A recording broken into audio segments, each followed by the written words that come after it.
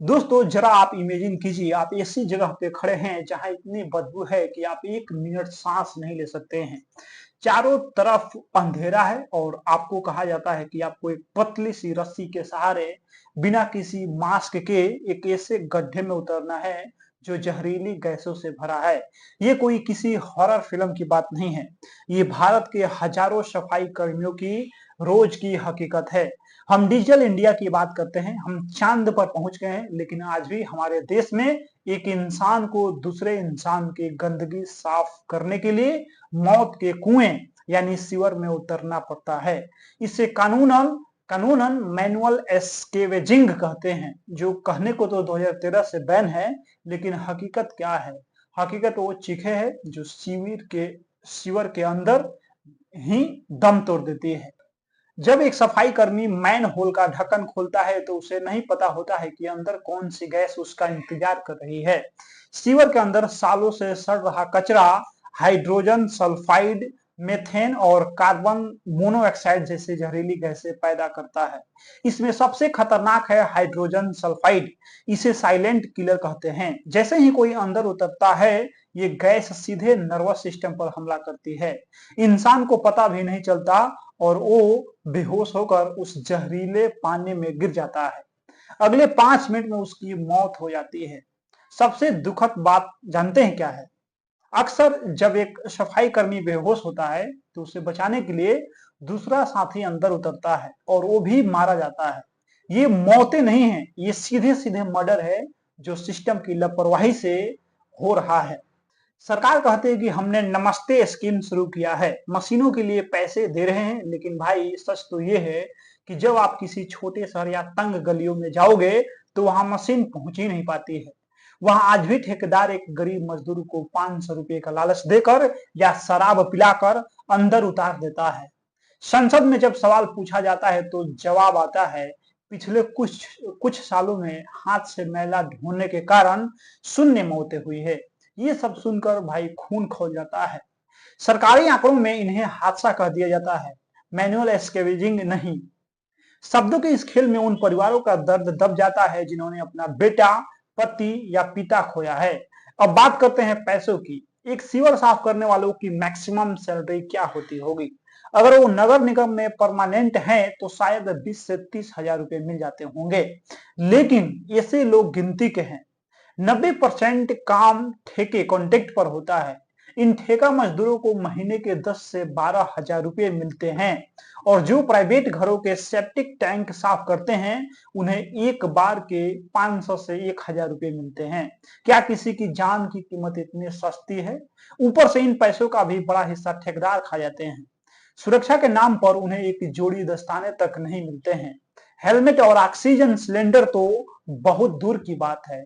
और सबसे बड़ा फैक्ट ये है कि सरकार के पास सफाई कर्मियों की कोई सेंट्रल डेटाबेस ही नहीं है। 2021 में एक रिपोर्ट आई थी जिसमें बताया गया कि भारत के 700 से ज्यादा जिलों में से केवल 15 से 20% ने ही माना है कि उनके यहाँ मैनुअल एस्केवेजिंग होती है। बाकी जिले खुद को एस्केवेजिंग फ्री घोषित कर देते हैं ताकि उन्हें केंद्र से फंड और अवार्ड मिल सके। ये सबसे बड़ा झूठ है। सरकार का ये स्टैंड है कि मजदूरों की मौत गैस से हुई, सफाई से नहीं। लोग बात करते हैं कि फेफड़े खराब होते हैं, लेकिन फैक्ट इससे कहीं ज्यादा डरावने हैं। सीवर के अंदर H2S हाइड्रोजन सल्फाइड के अलावा लेप्टोस्पाइरोसिस नाम का एक बैक्टीरिया होता है जो चूहों के पेशाब से आता है। अगर सफाई कर्मी के शरीर पर एक छोटा सा कट भी हो तो ये बैक्टीरिया सीधा किडनी और लीवर पर अटैक करता है। एक और चौंकाने वाला तथ्य यह है कि सीवर में काम करने वाले लोगों में क्रोमोसोमल डैमेज, डीएनए का डैमेज होना पाया गया है। यानी ये पेशा सिर्फ उस आदमी को नहीं मार रहा, बल्कि उसकी आने वाली पीढ़ियों के जेनेटिक्स पर भी असर डाल रहा है। क्या किसी सरकार ने इस जेनेटिक्स म्यूटेशन पर कोई रिसर्च या हेल्थ इंश्योरेंस की बात की है? जवाब है नहीं। सरकार ने 500 करोड़ का बजट रखा है नमस्ते स्कीम के लिए, लेकिन फैक्ट ये है कि ये पैसा मशीनों के बजाय इवेंट मैनेजमेंट और सर्वे में ज्यादा खर्च हो रहा है। एक बड़ा आरोप यह है कि जो मशीनें सरकार खरीदने को कहती है, उनकी कीमत मार्केट से 3 गुना ज्यादा होती है। एक गरीब सफाई कर्मी को मशीन का मालिक बनाने का सपना दिखाया जाता है, लेकिन हकीकत में उसे 15 लाख का लोन थमा दिया जाता है। जब तक मशीन का किस्त ईएमआई चुकता है, तब तक मशीन खराब हो जाती है। नतीजा क्या होता है? नतीजा ये होता है कि वो आदमी फिर से उसी गड्ढे में उतरने को मजबूर हो जाता है। ये डेब्ट ट्रैप, कर्ज का जाल है, कोई सशक्तिकरण नहीं है। पब्लिक का ओपिनियन जानते हो क्या है? एक कड़वा सच ये है कि हम सस्ती सर्विस के इतने आदी हो गए हैं कि अगर कोई सफाई वाला मशीन के पैसे मांगे तो हम उसे काम ही नहीं देते हैं। सोसाइटीज और मोहल्लों में लोग सोचते हैं कि मशीन बुलाएंगे तो 3,000 लगेंगे, इस आदमी को 500 दे दो, ये अंदर घुस के साफ कर देगा। पब्लिक का ये कास्ट बेनिफिट एनालिसिस ही है जो इन मजदूरों को मौत के मुंह में धकेलता है। लोग मशीनों की मांग सरकार से तो करते हैं, लेकिन अपनी जेब से 100 रुपए एक्स्ट्रा देने को तैयार नहीं होते हैं। संयुक्त राष्ट्र यूएन ने कई बार भारत को चेतावनी दिया है कि ये प्रथा मानवाधिकारों का सबसे बड़ा उल्लंघन है, लेकिन भारत में इसे सुरक्षिता से जोड़कर पेश किया जाता है। फैक्ट ये है कि दुनिया के कई विकसित देशों में सीवर लाइंस में सेंसर लगे होते हैं। जैसे ही गैस का लेवल बढ़ता है, अलार्म बज जाता है। हमारे यहाँ अलार्म तब बजता है जब कोई मर जाता है।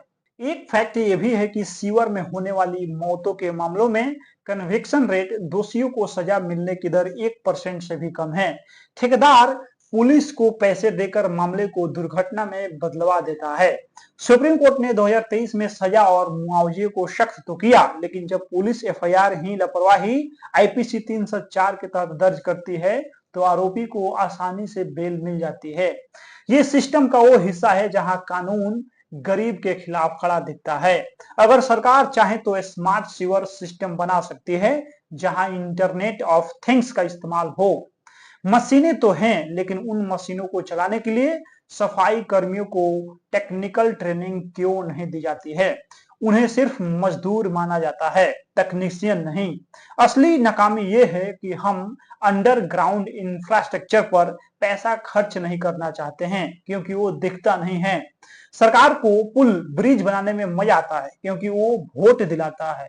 सीवर लाइन जमीन के नीचे है, वो किसी को दिखता नहीं है, इसलिए उस पर निवेश वेस्ट माना जाता है। हमें इस पर बात करनी ही होगी कि सीवर में उतरने वाला हर शख्स एक खास वर्ग या जाति से क्यों आता है। ये कोई इत्तेफाक नहीं है, ये सदियों पुराना जातिवाद है। समाज ने मान लिया है कि गंदगी साफ करना तो इन्हीं का काम है। हम उन्हें स्वच्छता दूत तो कह देते हैं, लेकिन क्या हम उन्हें अपने बराबर बिठाते हैं? क्या हम उनके बच्चों के लिए बेहतर शिक्षा की मांग करते हैं? जब तक समाज की सोच नहीं बदलेगी, तब तक ये प्रथा खत्म नहीं होगी। लोग सोचते हैं कि वे नशा करके अंदर क्यों जाते हैं। भाई, बिना नशा किए उस बदबू और मौत के डर का सामना करना मुमकिन ही नहीं है। वो अपनी चेतना को मारकर उस गंदगी में उतरते हैं। सरकार की नाकामी के 3 बड़े कारण हैं। पहला, पुराना इंफ्रास्ट्रक्चर। हमारे शहरों की पाइपलाइनें अंग्रेजों के जमाने की है या बहुत पुरानी है। मॉडर्न रोबोटिक मशीनें वहां काम ही नहीं कर पाती हैं।